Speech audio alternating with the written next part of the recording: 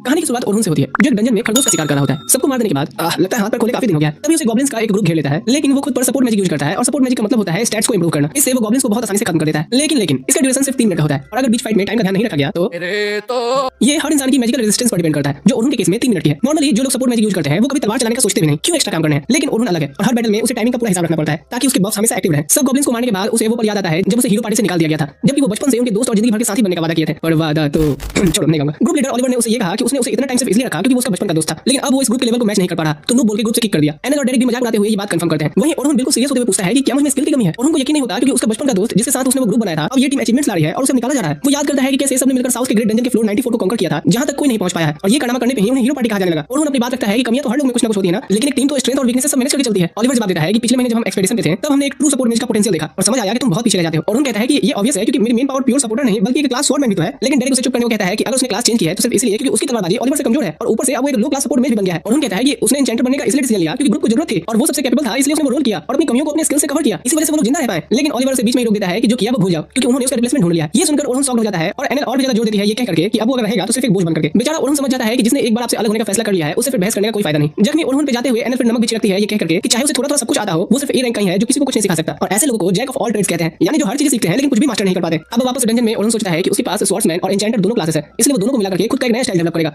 वो तय कर लेता है कि वो दोबारा किसी को उसे जैक ऑफ ऑल ट्रेड्स कहने नहीं देगा। थोड़ी देर बाद जब वो टेलीपोर्ट कैसल पर फ्लोर रजिस्टर करता है तो सोचता है कि आज के लिए इतना गुस्सा निकालना बहुत है। तभी एक एडवेंचरर्स का ग्रुप भागते हुए आता है और सेफ जोन में पहुंच करके वो डिस्कस करते हैं कि वो इस तरह भाग नहीं सकते, उसने लड़की को अकेला छोड़ के। ओरहन चुपचाप ध्यान से सुनता है। उनका लीडर अपने ग्रुप को बताता है कि उसने सही डिसीजन लिया वरना उसके चक्कर में सब मारे जाते। ऊपर से वो लड़की जो बस आज ही ग्रुप में ज्वाइन हुई है इसलिए पुराने साथियों को प्रायोरिटी देना चाहिए। ओरहन सोचता है कि उसे बीच में नहीं आना चाहिए क्योंकि वो लड़की बस अपने बुरी किस्मत से ऐसे लोगों से मिली, लेकिन उसने तो अभी भी फील किया है कि जब अपना ग्रुप तुम्हें छोड़ दे तो कितना दर्द होता है। गुस्से में आकर के वो लोगों से कहता है कि तुम सबके सब लूजर और डरपोक हो जो लड़की को ना बचाने के सिर्फ बहाने बना रहे हो। उनमें से एक गुस्से में ओरहन पर हमला करता है कि आया बड़ा सिखाने वाला, लेकिन ओरहन उसे आसानी से जमीन पर गिरा देता है और बाकियों से पूछता है कि बताओ कहां छोड़ा तुमने से। उधर वो लड़की खुद पैनिक में होती है जब वो मॉन्स्टर से घिर जाती है। वो उसे मारने वाले होते हैं और लड़की अपनी खुद बैरियर लगा करके खुद को बचाने की कोशिश करती है। वो समझ जाती है कि वो तो कुंवारी ही मरेगी, उसकी बैरियर टूट जाती है, लेकिन उसी पल ओरहन वहां पहुंच जाता है और उसके सामने खड़ा हो जाता है। फिर उन मॉन्स्टर्स पर हमला करता है ताकि वो पीछे हट जाए। लड़की हैरान होती है ये देख करके कि वो एक सपोर्ट मैच भी है और एक तलवारबाज भी। जब ओरहन लड़ता है वो अपने स्पेल्स यूज करता है, अपनी एबिलिटीज बढ़ाता है और एक एक करके मॉन्स्टर्स को मार देता है। लड़की सोचती रह जाती है कि आदमी आखिरकार तलवारबाज है या एन्चेंटर। वो काफी कंफ्यूज होती है। तब ओरहन ब्लेड 5 स्पेल लगाता है और अपनी तलवार को एक राउंड घुमा करके इन सब मॉन्स्टर्स को खत्म कर देता है और वो हैरानी से देखती रहती है क्योंकि उसने पहले कभी किसी को इस तरह से लड़ते हुए नहीं देखा था। उसे तसल्ली मिलती है कि मम्मी डैड आज तो जिंदा बच गई। थोड़ी देर बाद डंजन से बाहर निकल करके वो उसे दोबारा थैंक यू बोलती है और अपना नाम सोफिया क्लोडेल बताती है। ओरहन को उसका सरनेम और उसके जैकेट पे निशान कहीं जाना पहचाना लगता है, लेकिन वो ज्यादा नहीं पूछता और खुद का भी नाम बताता है। लड़की तो फिदा हो जाती है अपने भाई पे और पूछती है कि क्या वो शुक्रिया के तौर पर उसे डिनर पे इनवाइट कर सकती है। सीखो लड़कियों, ऐसे शुक्रिया अदा किया जाता है, सिर्फ थैंक यू बोल के नहीं। ओरहन कहता है कि मैंने कोई इस चीज के लिए तुम्हें नहीं बचाया, ठीक है मैं चलता हूं। लेकिन लड़की जिद करती है और लगती है वो शक्ल बनाने जिसके लिए मैं एन में देखता हूं। रात को वो उसे एक रेस्टोरेंट में ले आती है बताते हुए कि यहां का खाना भले ही सस्ता है लेकिन काफी टेस्टी होता है। तब ओरहन को याद आता है कि ये निशान तो रैबिट लॉज का था। उसे समझ आता है तो ओ ये लड़की सिल्वर रैबिट की एक्सप्लोरर है जो यूनाइटेड किंगडम के सबसे बड़े एक्सप्लोरर क्लैंस में से एक है और वो टॉप पोजीशन के लिए कम्पीट करते हैं जिसमें एक खास औरत भी है। उसी वक्त सोफिया अपनी बहन को देखकर हैरान होती है और पूछती है कि वो यहां क्या कर रही है। उसकी बहन जवाब देती है कि वो एक मीटिंग कर रही थी।